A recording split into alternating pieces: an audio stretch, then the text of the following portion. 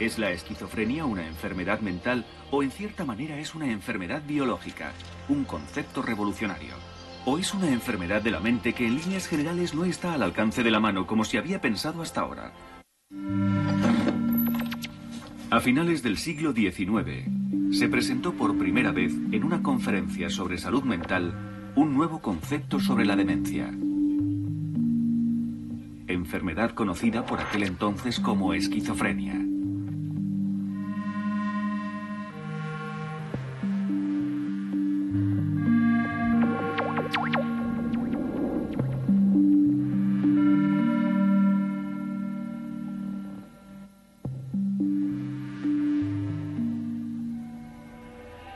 Una antigua película educativa sobre la esquizofrenia. Los pacientes llevaban caretas puestas para que no se les reconociera. A los psiquiatras no les resultó fácil rodar esta película. ¿Qué se pretendía demostrar sobre una enfermedad en la que los pacientes a menudo escuchaban voces, padecían alucinaciones o tenían manía persecutoria? ¿Cómo se establecía la diferencia en el diagnóstico de una persona esquizofrénica o simplemente con un comportamiento extraño si no se conocía la diferencia entre ambas cosas y su origen era tan confuso? ¿Cómo se enfrenta uno a este fenómeno que se encuentra entre nosotros, entre nuestro grupo, en el que vemos a personas que tienen un mundo propio y que incluso tienen visiones, una impresionante fuerza profética, que quieren enriquecerse y hacer feliz al mundo en el que viven? He tenido un paciente que acabo de tratar en la unidad que quería comprar la clínica por 1.000 millones y le hizo a nuestro presidente una oferta muy concreta. Por consiguiente, en este mundo fantástico que habita entre las personas esquizofrénicas, que naturalmente les impulsa, que comprobamos que existe en nuestra cultura, ¿cómo podemos contribuir y qué conclusión podemos extraer para explicar que son como son? ¿Y entonces? El diagnóstico de la esquizofrenia es difícil de hacer, ya que no está muy clara cuál es su causa y la enfermedad en sí es un gran misterio. Según se conoce a través de una antigua encuesta realizada en un psiquiátrico en la admisión a los enfermos que ingresaban por primera vez hace 100 años, los psiquiatras consideraban que el origen podía ser una educación incorrecta, comportamientos de origen religioso, la avaricia, pero también la vida, la pérdida del honor o lo que es más sencillo, la pérdida de la potencia, y por consiguiente el onanismo endemoniado. Pero los psiquiatras eran conscientes de que hurgaban en la niebla. La verdadera causa permanecía irreconocible. Desconocida. Sin embargo, en el año 1900 se produce un resurgimiento científico. Hasta ese momento todavía se creía que todos los valores de la ciencia se conocían. El mundo estaba prácticamente descubierto. Se debía traspasar la niebla que flotaba en torno a la demencia. Los demonios y los espíritus, que anteriormente habían sido considerados como los causantes de la enfermedad, quedaron desplazados por la electricidad y los gases residuales de los automóviles. ¿Pero qué es entonces? Enseguida se produce un cambio en un doble sentido en cuanto a las causas que producen la enfermedad. ¿Es la esquizofrenia una enfermedad mental o en cierta manera es una enfermedad biológica, un concepto revolucionario? ¿O es una enfermedad de la mente que en líneas generales no está al alcance de la mano como se había pensado hasta ahora? Surge un planteamiento sobre los principios filosóficos que separa las distintas posturas de hoy en día. Atrás quedan las cabinas de rejas y las camillas de inmovilización en las que se les retenía. Se crean instituciones nuevas y modernas y los médicos comienzan a hacer terapias con los pacientes, como por ejemplo en esas norias donde los enfermos giran como en un tío vivo, donde se pueden despertar sentimientos de felicidad. Muchos pacientes ingresan durante meses en clínicas donde se encuentran protegidos a través de baños con vendajes que les proporcionan relajación y tranquilidad durante horas. Sin embargo, con el nacionalsocialismo todo cambia. Renombrados investigadores huyen de Alemania. La teoría de la relatividad estatal controla absolutamente las mentes. Hay una discriminación absoluta hacia la locura. La humanidad se subdivide en seres provechosos y dañinos. Los nazis intentan a través de películas divulgativas machacar las mentes. Los psiquiatras fascinados del fascismo se lanzan contra el análisis estático de la esquizofrenia y demuestran que la enfermedad en los hijos de los afectados se manifiesta de una forma más frecuente de lo normal, de lo que se deduce que la esquizofrenia es una enfermedad hereditaria. La búsqueda de las causas de la enfermedad se limita a la transmisión hereditaria y a menudo en lugar de una terapia se recurre al asesinato de los enfermos. Después de la guerra hay que ponerse manos a la obra, la reconstrucción, el pensamiento práctico. Por lo menos en Occidente no se tenían en cuenta estas grandes teorías, y mucho menos en la psiquiatría. Se hace muy difícil tener un comportamiento civilizado, ya que también permanecen antiguos nazis entre las autoridades. Para las terapias se aprovecha lo que hay, por ejemplo la electricidad, que ya desde los años 30 se utilizaba para los electroshocks. Utilizados tanto para ataques epilépticos como en las terapias contra la psicosis.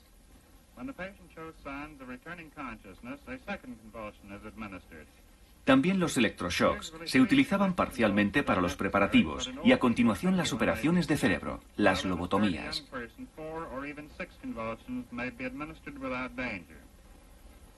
Aquí se muestra cómo se realiza en un paciente ya muerto. Una película educativa para psiquiatras realizada por el propio inventor de la lobotomía, el Dr. Walter Freeman de Washington. La tapa frontal se separa del resto del cerebro.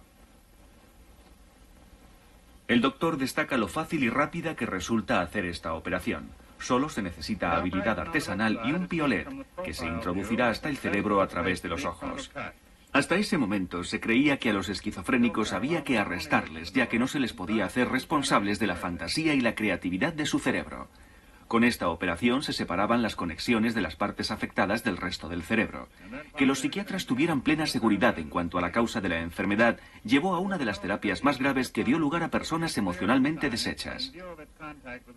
En principio, estos métodos se abandonaron con el descubrimiento de los medicamentos psiquiátricos modernos, los neurolépticos.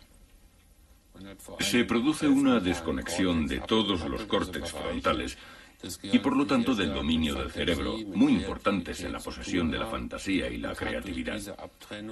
Y a través de estas manipulaciones, en el fondo, lo que se ha hecho se puede conseguir hoy con los neurolépticos, es decir, reducir la creatividad y el funcionamiento de la fantasía de los afectados.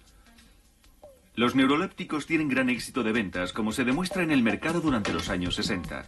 No obstante, hoy se tienen en cuenta los graves efectos secundarios que tienen estos medicamentos utilizados para aplacar la psicosis esquizofrénica.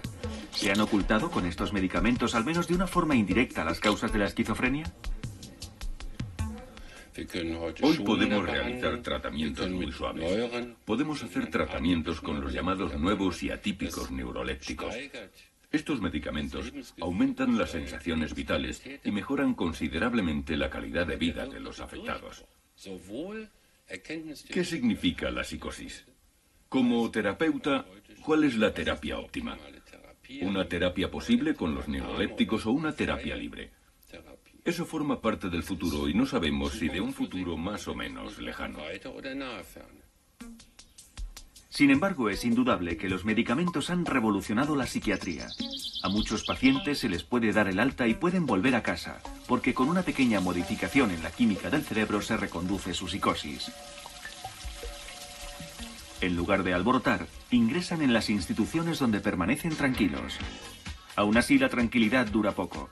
La revolución de los estudiantes de finales de los años 60 también afectó a la psiquiatría. Es decir, los pacientes no son considerados simples individuos a los que atender, sino un producto de la sociedad en la que viven. Una actitud que en los países socialistas del Este se impone desde hace tiempo. No obstante, mientras que esta actitud ha ido evolucionando gradualmente a la vez que se producía la reforma de la psiquiatría en los países del Este, en los países occidentales provocaba grandes escándalos. Se considera que no solo la sociedad puede ser la causa de la enfermedad con su contradicción, su hipocresía y su represión.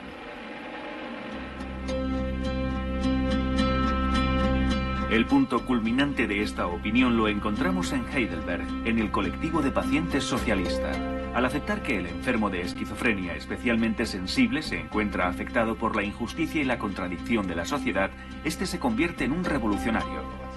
La enfermedad se ve desde un punto de vista positivo, ya que se abren los ojos hacia ella y se politiza frente al sentimiento autoritario del Estado.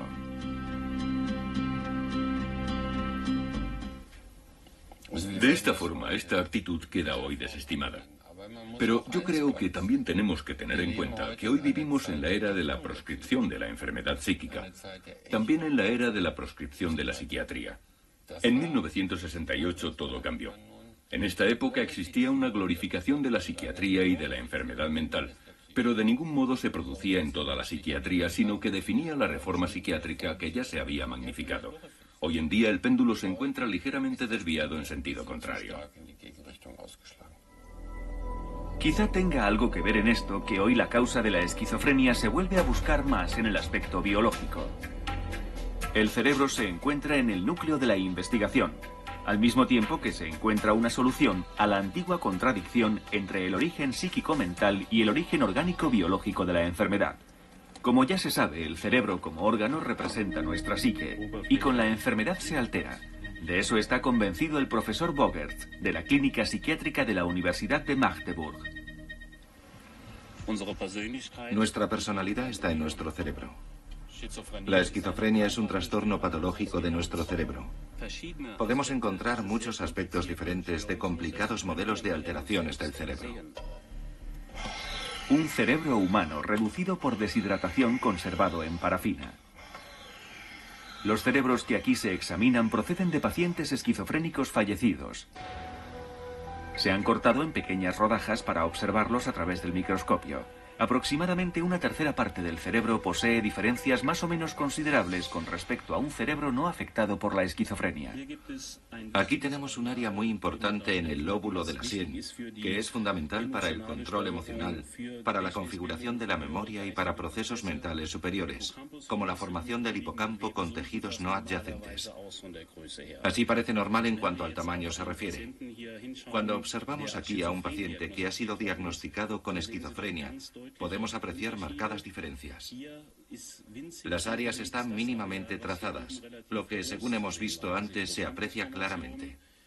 Esta formación del hipocampo aquí es muy pequeña, probablemente por causa de un menor desarrollo prenatal. Esta es nuestra interpretación. La corteza cerebral de este lado es considerablemente menor, como se ve aquí, que en la parte análoga opuesta. Por consiguiente, estas áreas, importantes para la interpretación, la memoria, la filtración de las emociones, se reducen de forma acentuada en la estructura y en la función que desempeñan. Con la investigación de Magdeburg, se mide al milímetro el volumen de cavidades del cerebro que se encuentran llenas de líquido. En lugar de masa cerebral aparecen sencillamente agujeros. Como se puede observar, estos agujeros que todo el mundo tiene en los cerebros esquizofrénicos son más grandes que en los cerebros sanos. Estas alteraciones del cerebro que hemos visto aquí, es decir, la dilatación de las cámaras internas del cerebro, que a menudo se apoyan y producen una reducción de sustancias de esta naturaleza en las áreas medias de los lóbulos de la sien, muestran pruebas inequívocas de que pertenecen a los cerebros con trastornos de esquizofrenia y desde hace muchos años producen una incertidumbre considerable. No obstante, en muchos pacientes estas alteraciones son mínimas. Y entonces, ¿por qué se desencadena la enfermedad en realidad? Tiene que haber algunos factores más.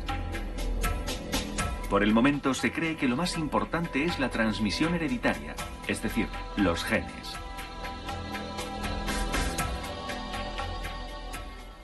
El Instituto de Genética Humana de la Universidad de Bonn. Aquí se afirma que la esquizofrenia es hereditaria. Los genes son los responsables de la enfermedad. El profesor Propping está a la caza del gen de la esquizofrenia. Está convencido de que en algún lugar de nuestro ADN se encuentra dicho gen. Hay que buscarlo. La esquizofrenia tiene componentes genéticos, por lo que los genes juegan un papel determinante en la estructura y el funcionamiento del cerebro. Con los métodos genéticos nos acercamos a la causa que origina la esquizofrenia.